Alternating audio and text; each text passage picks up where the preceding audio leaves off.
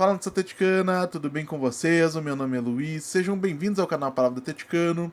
E no vídeo desta quarta-feira nós vamos analisar o que deu errado para o Atlético Paranaense entre o gol de abertura do placar lá na Arena Pantanal e o momento em que a equipe sofre a virada para o Cuiabá. Então fiquem comigo que logo depois da vinheta a gente volta para falar tudo sobre o tema do vídeo de hoje.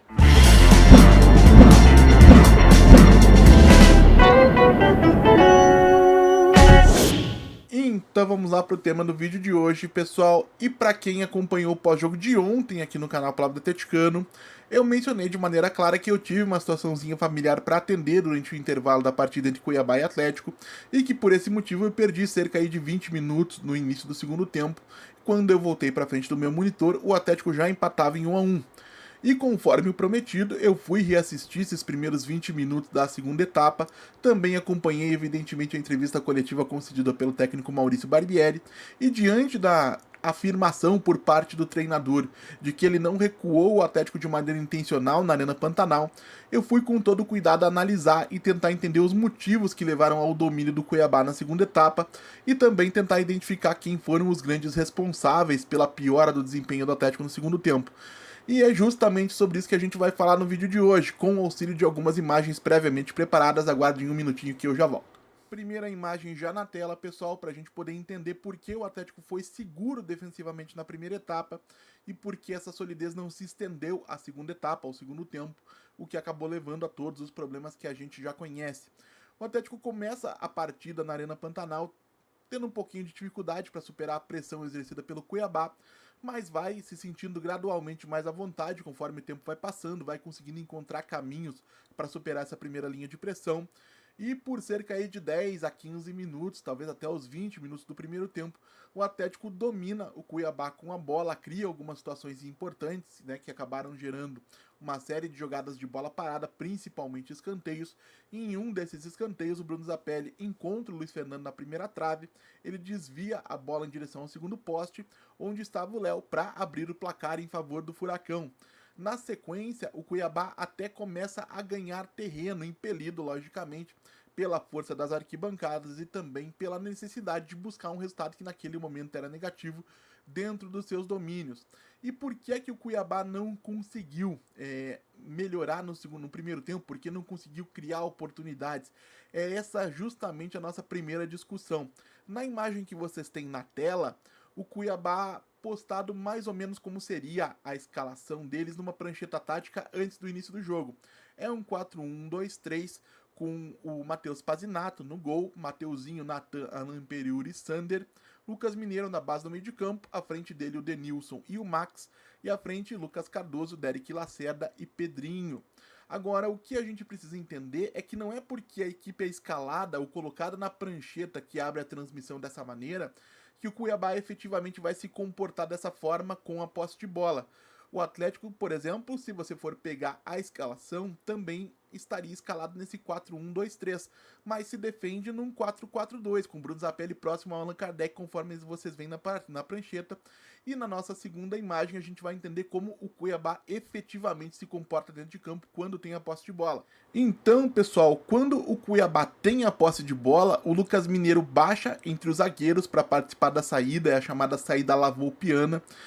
E os laterais, tanto o Mateuzinho quanto pelo lado direito, quanto o Sander pelo lado esquerdo, ganham muita liberdade para se somar nos seus respectivos corredores externos ao Pedrinho e ao Lucas Cardoso pelos lados para tentar sobrecarregar o sistema defensivo adversário. E por que o Atlético conseguiu se defender bem no primeiro momento?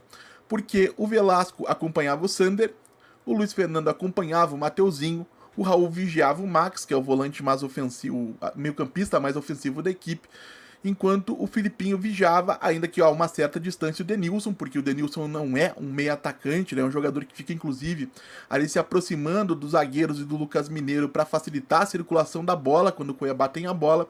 E a grande questão é que, conforme vocês podem perceber nos principais encaixes de marcação, o Atlético tinha igualdade numérica em todas as posições e em relação ao centroavante do Cuiabá, o Derek Lacerda, que é o principal destaque do Dourado na atual temporada, o Atlético tinha superioridade numérica. Então, no primeiro tempo, o Atlético consegue controlar muito bem o Cuiabá, consegue congestionar a região central do gramado e forçar o Cuiabá a jogar principalmente pelos corredores externos, com os laterais passando o tempo todo e fazendo aí um grande número de cruzamentos. Tanto é que na maior parte das jogadas ofensivas do Cuiabá, inclusive as poucas que levaram perigo ao gol do Mikael, foram em cruzamentos, como aquela bola que beliscou o travessão do Mikael depois de ter sido desviado em um cruzamento do Sander. E o Derek Lacerda, que era a principal preocupação do sistema defensivo do Atlético, foi facilmente dominado nesse contexto pelo Abraão, que fez uma excelente partida ontem mais uma vez. E o Atlético, então, nesse cenário de conforto numérico no sistema defensivo, em vantagem no placar, conseguiu inutilizar a criação de jogadas do Cuiabá, ou pelo menos reduzir muito a eficiência das jogadas da equipe da casa. E aí o Atlético volta para o seu vestiário com um placar em 1-0, uma vantagem que, a meu ver, é merecida, porém no segundo tempo tudo isso estaria prestes a mudar. Na segunda etapa, ou no início da segunda etapa, o Atlético perde o Bruno Zapelli, que sentiu um problema físico durante o primeiro tempo, inclusive.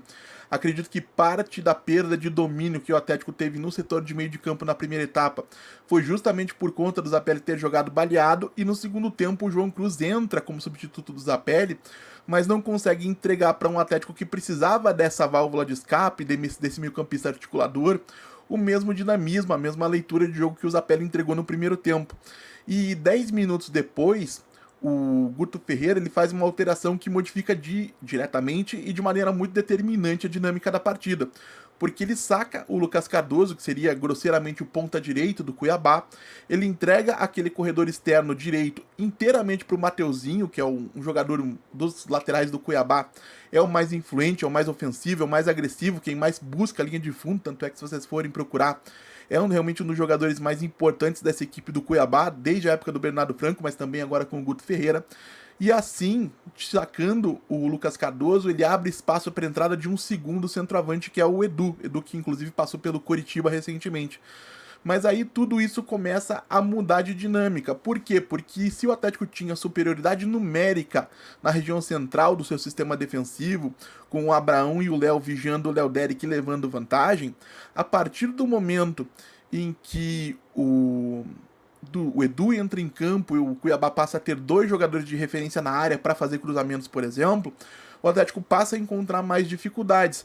Então, por mais que o Atlético tenha mantido a sua estrutura da primeira etapa no segundo tempo, o encaixe muda e o Cuiabá começa a encontrar alternativas, tanto é que, lamentavelmente, poucos minutos depois, o Cuiabá acaba empatando a partida naquela cobrança de escanteio desviada pelo Lucas Mineiro, o Atlético fica em igualdade no placar, e a verdade é que o Maurício Barbieri não percebeu essa situação em relação ao sistema defensivo, a entrada do Edu e como ela foi muito transformadora de tudo que aconteceu em campo até aquele momento. E principalmente, ou pelo menos, se o Maurício Barbieri percebeu isso acontecendo, ele não chegou a modificar o Atlético para responder a essa situação.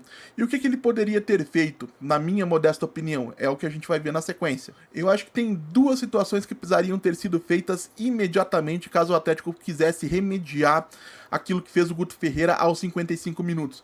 A primeira coisa seria restabelecer a vantagem numérica no sistema defensivo, colocar mais um zagueiro para que o Edu, o Derek Lacerda ficassem mais controlados e o Atlético tivesse mais capacidade de afastar os cruzamentos que chegavam à sua área.